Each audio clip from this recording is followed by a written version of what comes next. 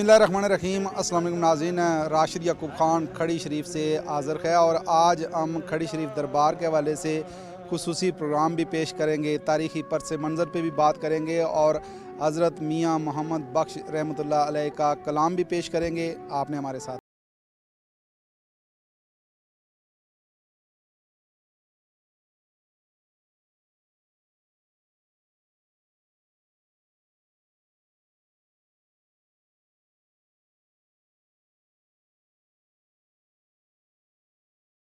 हम लंगर खाने में मौजूद हैं और यहाँ लोग खाना खा रहे हैं, लंगर खा रहे हैं। एक ड्यूटी पे मौजूद एक एहलकार मेरे साथ मौजूद है जो लोगों की खिदमत करते हैं, खाना तकसीम करते हैं। इनसे बात करते हैं। आप ये बताइए, आपका क्या नाम है? मोहम्मद इसाक।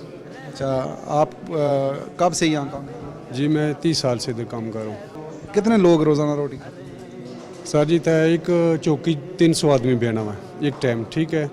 तो इतना हर रोज़ रूटीन हिसाब से 1000-1500 आदमी एक दिन सुबह फिर शाम ਨੂੰ सारे जुमरात जो चंद जुमरात होनी उसने बहुत ज़्यादा तादाद होनी है जड़ा ना वो तकरीबन 6-7 हज़ार आदमी जड़ा ना चंद जुमरात के सोने लंगर खिलाने।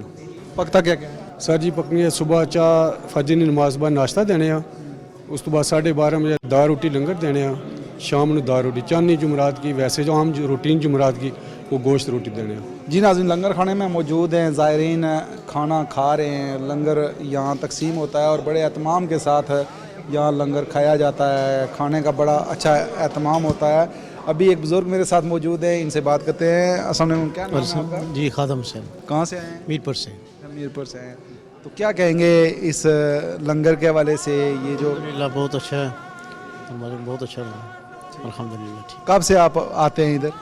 काफ़ी अरसे से आते जाते रहते हैं, जुमेरात को, कभी मंगल को, कभी ऐसे इतवार को, महीने में 1-2 चक्कर लग जाते हैं। ये जो एहतमाम किया जाता है, आप क्या कहेंगे इस हवाले से? तमाम दरबार का है, बहुत अच्छा है इंशाल्लाह माशाल्लाह। जी नाज़रीन, खड़ी शरीफ दरबार पे हम मौजूद हैं। लंगर यहाँ तकसीम होता है, लंगर खाने में हम मौजूद हैं और ज़ायरीन खाना खा रहे हैं। एक एहलकार हैं तारक महमूद साहब, इनसे बात करेंगे। तारक साहब, क्या कहते हैं कि ये जो लंगर का एहतमाम किया जाता है, औलिया कराम के मेहमान होते हैं, ज़ायरीन यहाँ आते हैं बड़ी अकीदत के साथ।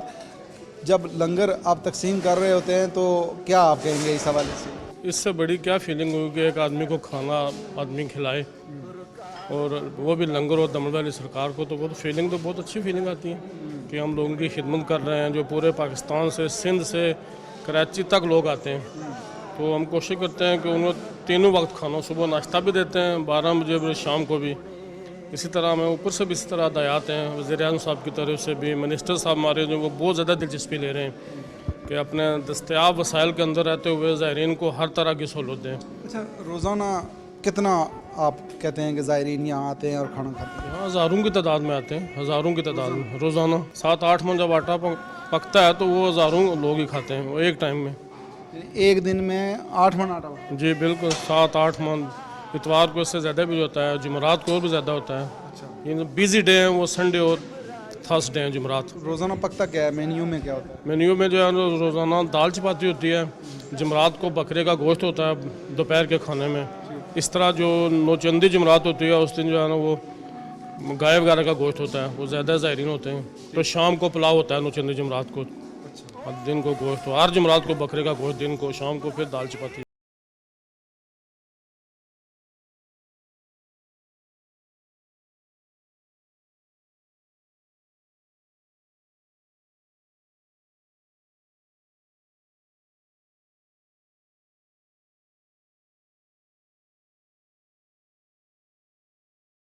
साथ अगर हम देखें तो यहाँ बहुत बड़ी तादाद में मोर हमें नज़र आ रहे हैं, देसी मुर्ग नज़र आ रहे हैं। एक एहलकार हैं जो ड्यूटी पे मामूर हैं इनकी खिदमत के लिए, इनसे बात करते हैं। आप कब से यहाँ ड्यूटी सर अंजाम दे रहे हैं? मैं सर 11 साल से, मैं मुलाजिम हुई थी 11 साल से, 5-6-7 साल इधर हो गए पनीरों के साथ। तो बीमार भी हो जाते, कोई देखभाल नहीं करता था, लेकिन इन्होंने ईजाद की है। मैंने वो 5-6 से ज़्यादा 3 के पास हैं लगभग हैं जो मैंने। मोर 30 हैं जी, पहले 6 थे, उनमें से 2-3 मर भी गए थे, लेकिन मैंने मेहनत बहुत ज़्यादा की है जी नाज़रीन, आज़द मियाँ मोहम्मद बख्श रहमतुल्लाह के उजरा मुबारक में हम मौजूद हैं और बिल्कुल उसी हालत में ये उजरा मुबारक है और यहाँ उनके ज़ेर इस्तेमाल जो चीज़ें हैं वो भी हमें नज़र आ रही हैं। ज़हीरुद्दीन बाबर जो असिस्टेंट डायरेक्टर हैं महकमा औकाफ़ के, इनसे बात करते हैं। ज़हीरुद्दीन साहब, इस उजरे के हवाले से आपके पास क्या मालूमात है?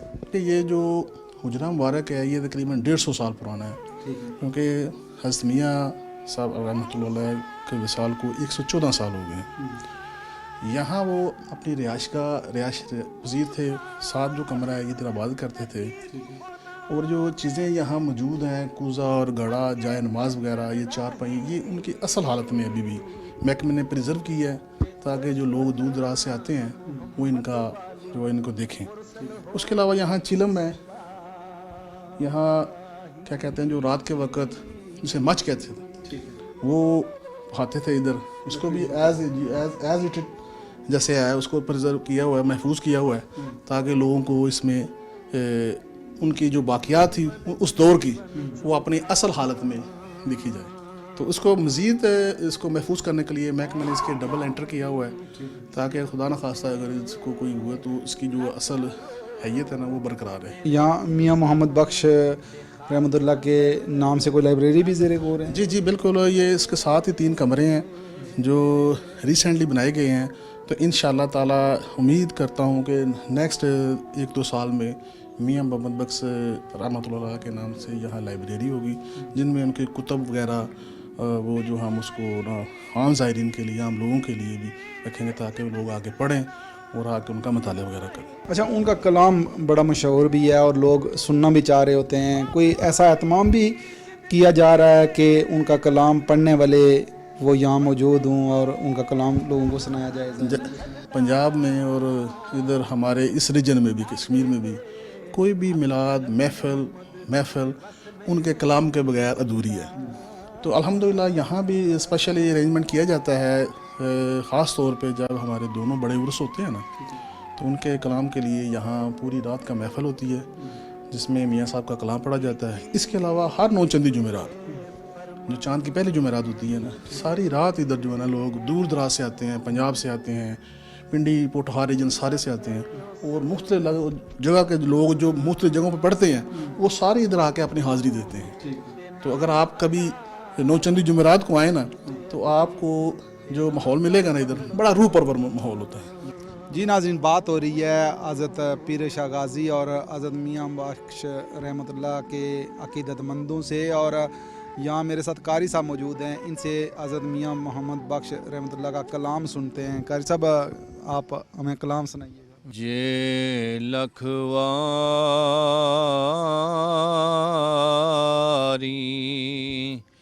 इतर गलाबों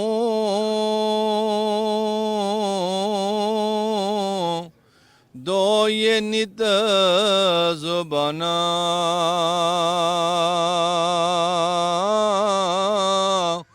नामो नादे लायक नाही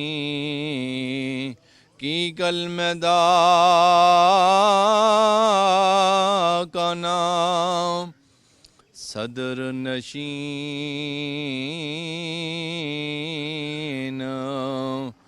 और दीवान हशरदा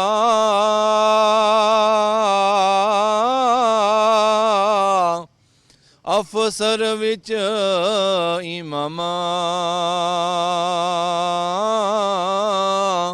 कुल नबी मोहताजुना दे नफरवाम गलमा।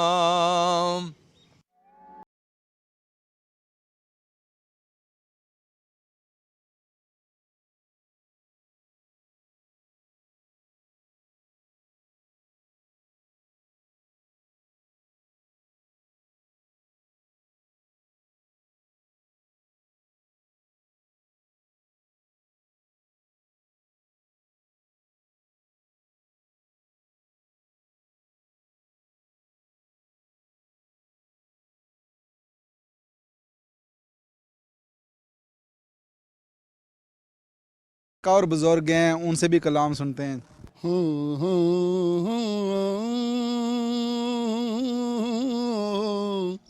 वाह करीम उम्मत दवाली, वाह करीम उम्मत दावाली, मेरी शफायत करदा जिब्राइल जे जिस चाकर नबियां दा सिर करदा। ओ महबूब हबीब रबाना, ओ महबूब हबीब रबाना, आमी रोज हशरदा आप यतीम यतीमा ताई। नाज़रीन, ज़हीरुद्दीन बाबर जो असिस्टेंट डायरेक्टर हैं महकमा औकाफ के, इनसे बात करते हैं दरबार के हवाले से जो खड़ी शरीफ है। आप क्या कहते हैं ज़हीरुद्दीन साहब के ये जो पूरा रकबा है दरबार का, ये कितना है?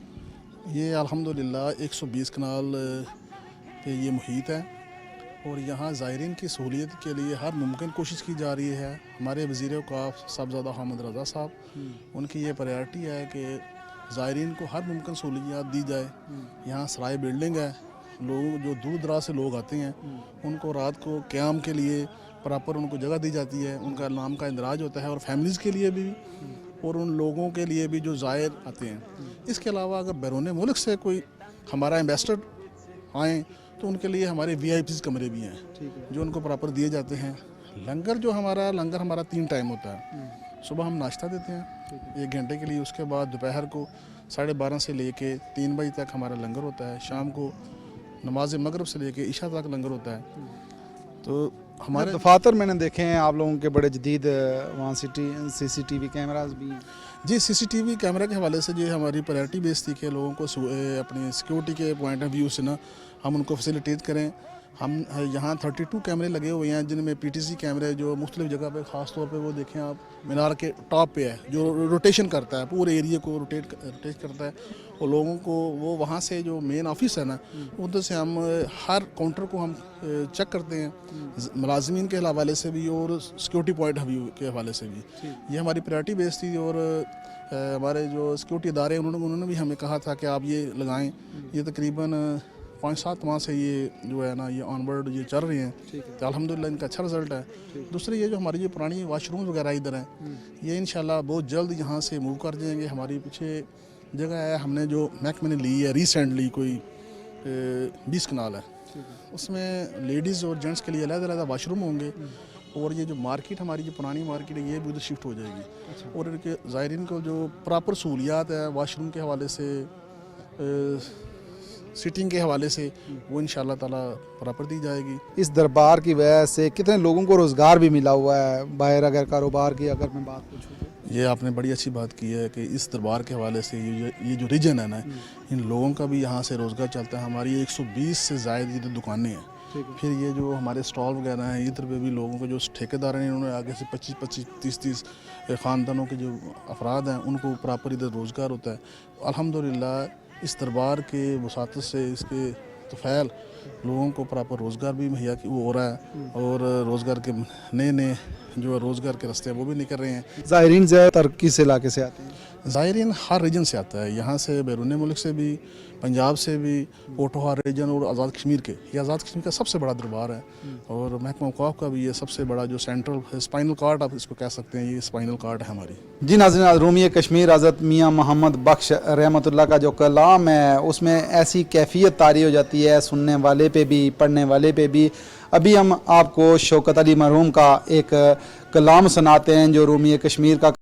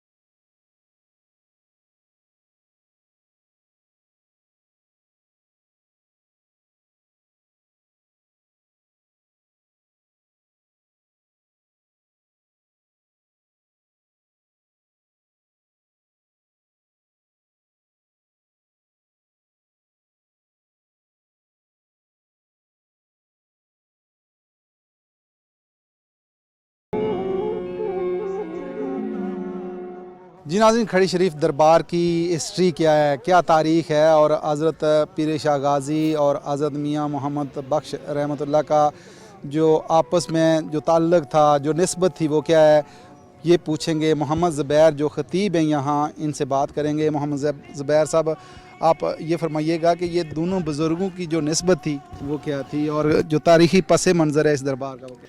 इस ख़ित्ता में बड़ी बड़ी कदावर सियासी शख्सियात और रूहानी शख्सियात जलवा आराए से तेज हुई। उनमें से दो नुमायाँ शख्सियात, एक हज़रत पीर शाह गाज़ी रहमतुल्लाह ताला अलैह और दूसरे हज़रत मियाँ मोहम्मद बख्श अलैह रहमा, आपकी ज़ात वाला तबार है।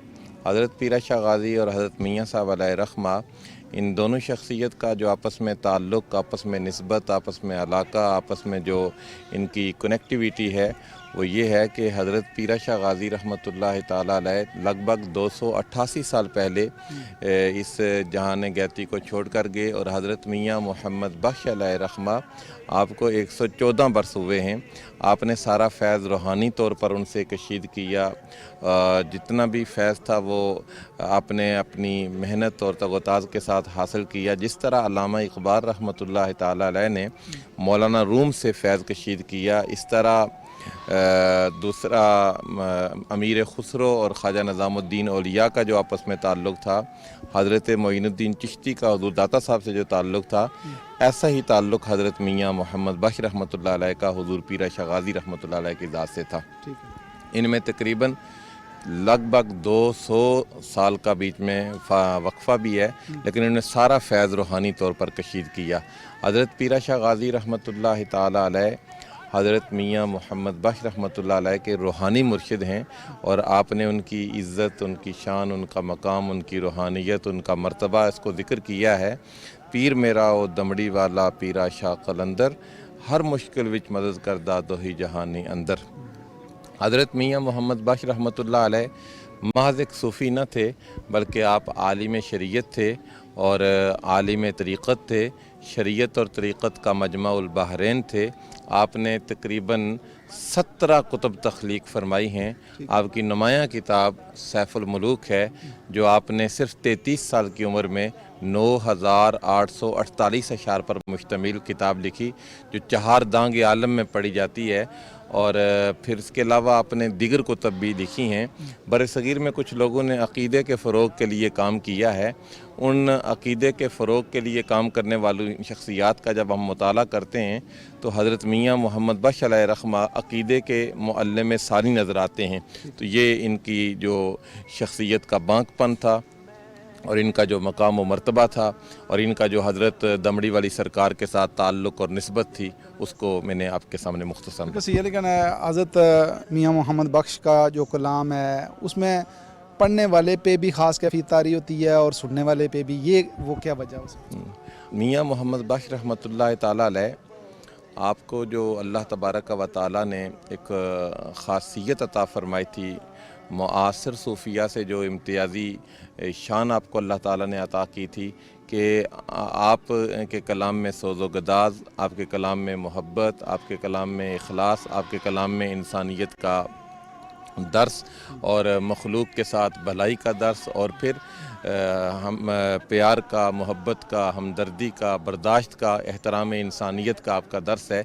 इसलिए जब भी कोई कलाम पढ़ता है, भले वो इस ज़बान को समझता है या नहीं समझता है, उस पर एक ख़ास कैफियत तारी हो जाती है। और इमाम गज़ाली उम्मत के एक अज़ीम फ़िलासफ़र हैं।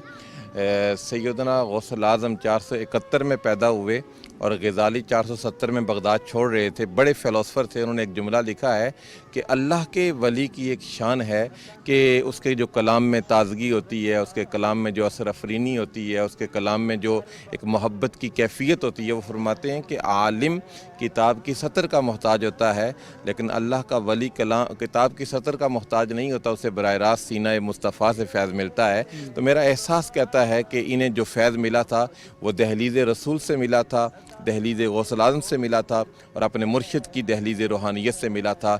इसलिए जब भी इनका कोई कलाम पढ़ता है, हर चंद किसी को समझ आती है या नहीं आती, सुनने वाले पर एक सहर तारी हो जाता है।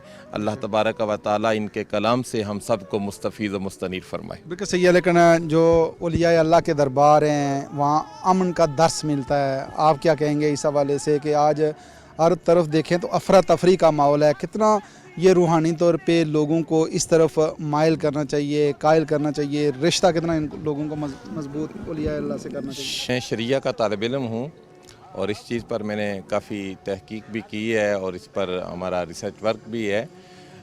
हमारे नुक्ता नज़र से इस्लाम में सेक्टेरियनिज़म नहीं है, इस्लाम में एक्सट्रीमिज़म नहीं है, इस्लाम में फ़िरका वारियत नहीं है, इस्लाम में मिलिटेंसी नहीं है।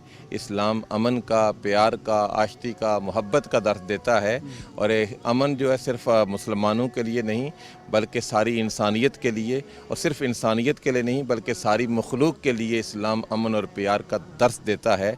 औलियाए किराम का ये तुर्राए इम्तियाज़ था कि इनका दस्तरखां, इनकी मोहब्बत की माईदा अपनों के लिए भी बिछी रहती थी, गैरों के लिए भी बिछी रहती थी। और लम्हा मौजूद में ज़रूरत इस अमर की है कि हम औलियाए किराम की तालीमात के चराग अपने हाथ में थाम कर अमन के पैगंबर बन जाएं, मोहब्बतों के पैगंबर बन जाएं, ताकि इंसानियत जिनकी आँखों में पानी की बजाय खून तैर रहा है दोबारा पलट कर अमन से आशना हो जाए। अल्लाह ताला इन औलियाए किराम की तालीमात से हमें बहरायाब फरमाए। जी नाज़रीन, औलियाए किराम की वजह से इस पूरे खित्ते में दीन इस्लाम फैला और औलियाए किराम के जो दरबार हैं वो अमन, भाईचारे और अखुवत का दर्स देते हैं। खड़ी शरीफ का जो दरबार है यहाँ भी अमन का, मोहब्बत का, अखुवत का दर्स मिलता है। इसी के साथ ही राशिद याकूब खान को खड़ी शरीफ से दीजिए इजाज़त। अल्लाह ने के बाद।